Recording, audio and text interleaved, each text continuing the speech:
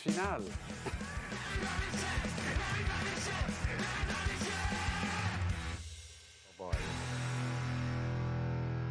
On retrouve Renaud Lavoie à Raleigh pour la série entre les Panthers et les Hurricanes.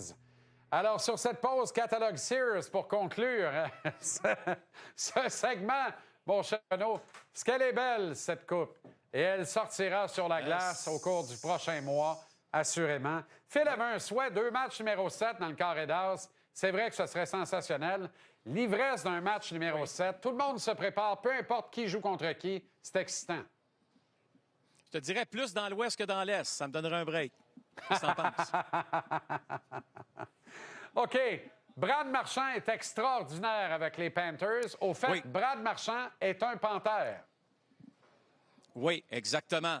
C'est, je te dirais, je pense pas que Brad est différent autour de ses coéquipiers qu'il était avec les Bruins de Boston, hein? Mais il y a une lourdeur d'organisation chez les Bruins qu'on ne trouve pas, si tu veux, chez les Panthers. Je te dis pas que chez les Panthers, c'est la fête à tous les soirs, mais on respecte le fait que les joueurs ont le droit, justement, de s'exprimer, de s'exprimer, que ce soit tenue vestimentaire, de la façon dont on parle aux médias. On n'a pas peur du côté des Panthers. Peut-être qu'on avait un peu plus peur d'avoir des joueurs un peu trop, je vais mettre entre guillemets, le flashy chez les Bruins de Boston. On voulait leur enlever, si tu veux, leur identité, pas chez les Panthers. Ça veut dire quoi? Ça veut dire que Brad Marchand, là, lorsqu'il se promène, qu'il arrive dans un amphithéâtre, là, il peut être lui-même. Et je le sens lui-même dans l'organisation des Panthers de la Floride. Sur la glace, c'est la même chose, Jean-Charles. 3 buts, 9 passes, 12 points.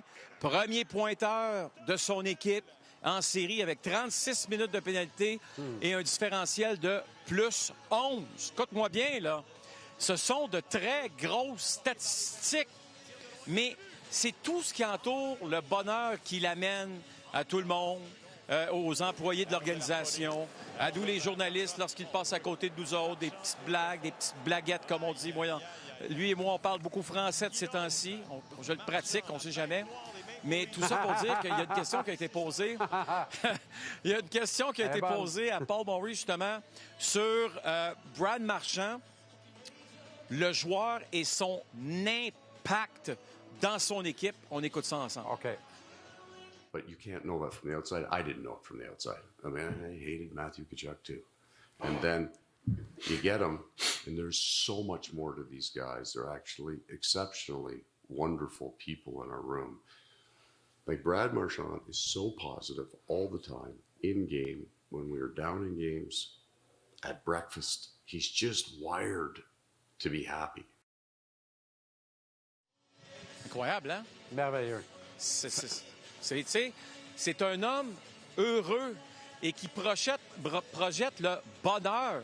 C'est drôle, avec les Bruins, je le voyais pas tout le temps, pour être très honnête avec toi. Bien, c'est un gagnant. Il a besoin d'être proche d'un championnat. À Boston, il s'en éloignait à vue d'œil. Là, il s'en est approché, puis il continue de s'en approcher à vue d'œil. C'est extraordinaire.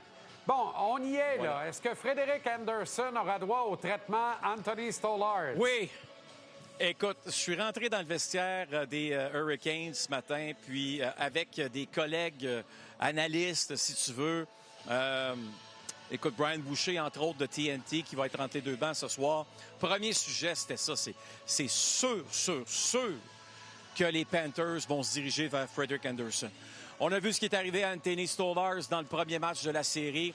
Je ne suis pas en train de dire que du côté des Panthers, le mandat, c'est de sortir Frederick Anderson, de causer une commotion cérébrale comme c'est arrivé à Anthony Stolarz, mais ça reste que ça va être beaucoup plus intimidant pour Frederick Anderson d'affronter les Panthers que d'affronter les Capitals ou encore les pauvres Devils du New Jersey. Ça a été des marches dans le parc pour cette équipe-là, pour les Hurricanes. Ça va être différent. Ça, c'est... Gardez votre œil ce soir, là. Ouais. Qu'est-ce qui va se passer à Frederick Anderson? Est-ce que c'est ce soir? Est-ce que c'est jeudi? Il y a quelque chose qui va arriver. Ça, c'est sûr. Pas mal d'accord avec toi. En terminant, Renaud, ta belle gang, les partisans des Bombardiers du Bronx, t'ont rendu pas mal fiers vendredi. bravo, 1000 bravo, 2000 bravo. Je ne sais pas combien de bravos je peux leur donner, mais c'est ce que j'aime des partisans des Yankees de New York. Juan Soto, écoute-moi bien, là. Il a refusé 760 millions de dollars pour prendre 765 millions avec les Mets. Es-tu mêlé comme un jeu de cartes, Juan? Tu portais un uniforme qui est... Écoute, qui fait partie de la légende, d'une organisation légendaire, d'une organisation qui gagne et qui gagne en plus sans toi, by the way, presque meilleur que l'an dernier. J'ai adoré le fait qu'on l'a hué violemment, qu'on a tourné le dos à sa présence lorsqu'il s'est présenté au champ droit. Tu as vu que ça l'a affecté, que ça l'a touché, qu'il n'en revenait pas, justement, de la méchanceté des partisans des Yankees. Bien, c'est toi qui as été méchant, mon beau Juan, parce que ce groupe-là puis ces fans-là étaient à tes pieds. Comment as-tu fait pour tourner le dos aux Yankees de New York? C'est incompréhensible. Pour 5 millions par-dessus 760 millions. C'est incroyable. Ça veut dire que c'est à temps plein. C'est pas à temps partiel, là. Lui, incroyable. Il est à temps plein. Exact.